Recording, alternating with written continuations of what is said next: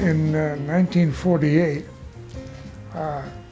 we, the Bittners, qualified for the Olympic tryouts, of which they selected Don for the Olympics. They had a tournament at Madison Square Garden, and Don was most outstanding. Donald was eventually picked for the Olympic team as one of the at-large players. Even before he got to the point of working out with the team, the original intention was just whether he was going to be named to the team.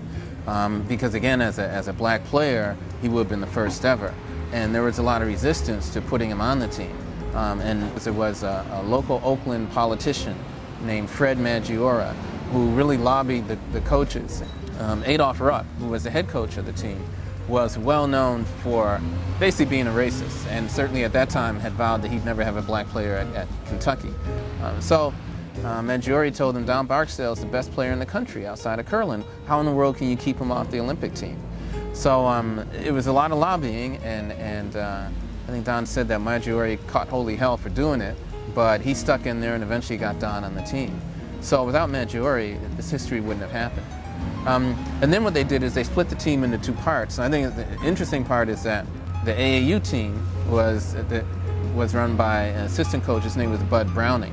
And Browning took his team, which is the Phillips 66 team, to where they are headquartered, which is in Bartlesville, Oklahoma. And Bartlesville was a severely segregated city, and Oklahoma was a severely segregated state. In fact, Donald, playing for the Oakland Bittners, had been the first black player to play in a mixed-race sports event in the state of Oklahoma. So his presence in Bartlesville was going to be a touchy situation. Because Adolph Rupp was such a staunch racist, and of course Kentucky was very segregated at the time, when it came time to start traveling to Lexington to play this exhibition game, Adolph Rupp, he let other people know on the Olympic team that he did not want Donald to play in that game, because he would feel that would like be an insult if he let a black player play on his home turf. And it turned out that a player named Jackie Robinson, who is a white player, ironically named Jackie Robinson, who was from Baylor University, he was in this conversation, and eventually he said, well, you know what we'll do? We'll just tell Rupp, if Donald can't play, we refuse to play. But to do it, there had to be this compromise, and the compromise was that Donald, as usual, could not stay with the team. In addition to the normal for black people struggles that Donald had to go through, one that was an exceptional struggle was that when he did play in that exhibition game in Kentucky against the University of Kentucky half of the Olympic team, he played knowing that his life had been threatened the night before. And so Donald, I think he said he only mentioned it to people at the house he was staying at, but he didn't tell anybody else.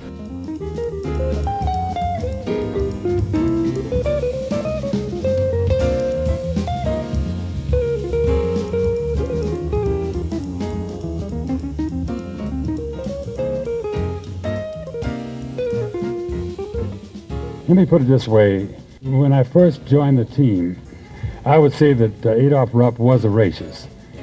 But when we finished the Olympic Games, I would say that he had overcome a big part of his racism, and that he had made up in his mind that it wasn't quite like he had thought it was, and that he was going to look for a black player. He didn't do it right away, but he did. He was the first one to break the color line in the SEC. Don was an entrepreneur at heart. He became friends with quite a few influential people. They all, in some way, help enhance his earning ability. My relationship with Donald was based on his basketball history, but in fact, he was probably more of an entrepreneur than he was an athlete. Don had his hands in many different functions. Luckily, he could handle them all. He was a radio announcer. He was a distributor for beer. He was doing everything, and he wasn't making bad money, and still was an amateur and a supreme athlete. Big Don was a really cool DJ, and my understanding is he started out in jazz at KROW, and jazz was always his first love. He was really bigger than life. People loved Big Don Barksdale. Don was a good disc jockey. People were crazy about him. the people knew who he was because of his of how he excelled in the sports world. So when he moved to radio, it was a natural. He was sort of a soul brother because he was the eminent disc jockey in Northern California for years. That smooth voice, that velvet voice of his, he could just talk to you. Don crossed racial lines.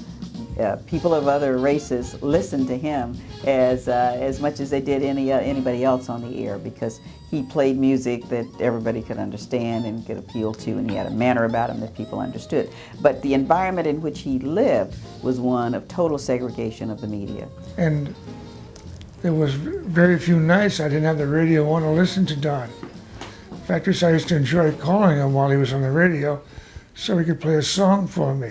Johnny Otis, went to Berkeley High School with Don, and they were good buddies.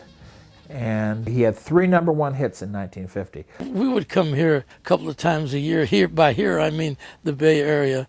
And while I was here, Don would have me picked up, and I'd go to the station, and we would do interviews and talk on the radio. You know who he reminds me of the most, and certainly had to be the forerunner of, would be like Magic Johnson. Don also had access to a local beer franchise. There had never been a black beer distributor in the city of Berkeley or Oakland, and Don was the first black beer distributor of this blue and gold beer. And he had several trucks on the streets and have about 10 or 11 drivers. The things that he went into at that time, no blacks had ever done before. When black people try to branch off today, there is no way, it seems to be, that they can do it with as great a versatility as, say, Don was able at that time. And it could be because Don was one of the first to do it. He had his hands in everything. He had his own variety show on TV. He showed all these old videos, these old jazz videos back in the 40s and the 50s of Basie and Ellington. And I mean, just all these great old videos that you don't see anymore.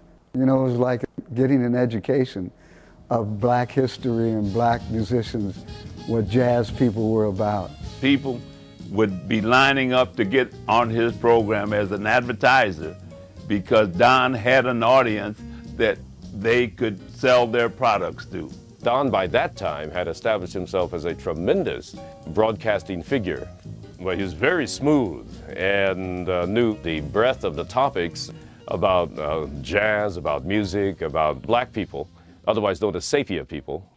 And when you look to a pioneer, there is no one who can come up with a greater list of productivity than Don. And that's what I think has spawned so many black people in getting involved in the variety of entrepreneur enterprises as they do.